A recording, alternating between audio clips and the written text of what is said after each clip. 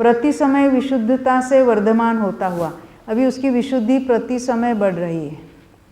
हमने देखा ना क्षोभशम लब्धि में वगैरह क्या हो रहा है, प्रति समय अनुभाग घट रहा है। यहाँ जीव के राग कैसे, वो कषाय कैसे मंद मंद हो रहे हैं। अभी उसके आगे आया है अभी प्राग लब्धि। तत्व विचार के काल में जीव में क्या हो रहा है, जब कोई जीव जिसने पहले देशना कभी पाई है और जिस काल में वो तत्व विचार करने लगता है, उस काल में उसकी क्षोभशम विशुद्धि लब्धि देशना लब्धि तीनों एट ए टाइम वहाँ विद्यमान है। नहीं समझे?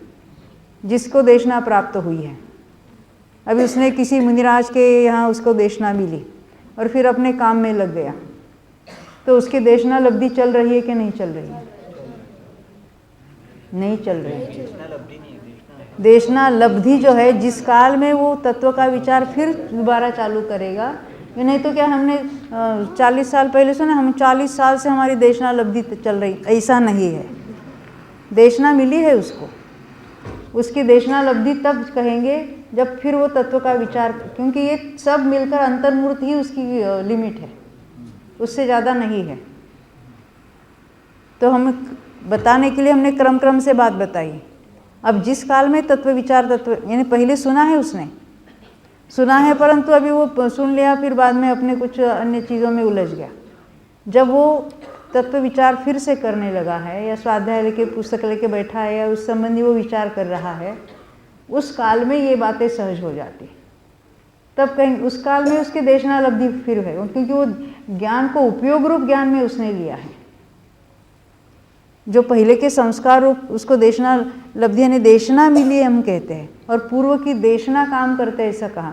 वो तो हर वो संस्कार रूप से वो धारा चल रही है, पर जिस समय वो फिर वो उपयोग रूप ज्ञान में उसको लेगा, तब उसको हम कहेंगे वो देशना लब्धि की पर्याय उसकी चल रही है। और उस जिस काल में वो तत्व विचार करता है, उस काल में उसके ये सारी बातें फिर होगी। यहाँ पर ख्याल भी यही बात। और ये तो भव्य और अभव्य दोनों के लिए समान रूप से बताइए। यहाँ क्या कहा देखो, भव्या भव्येषु सामान्यात या भव्वा भव्येषु सामान्या, ये दोनों के लिए समान होती है। कौन सी?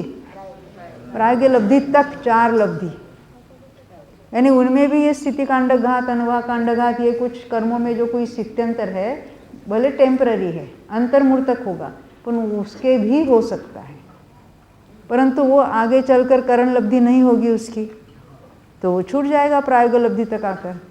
भव्य भी अगर प्रायोग लब्धि तक आता है और फिर वो तो छूट जाती है उसकी, आत्मसन्मुखता में उसके आगे के करण लब्धि के परिणाम नहीं होते, तो उसके भी सम्यक तो नहीं होगा। योग्यता पड़ी है, पर वो आगे नहीं बढ़ा तो उसके नहीं होंगे। यही बात यहाँ कह रहे हैं।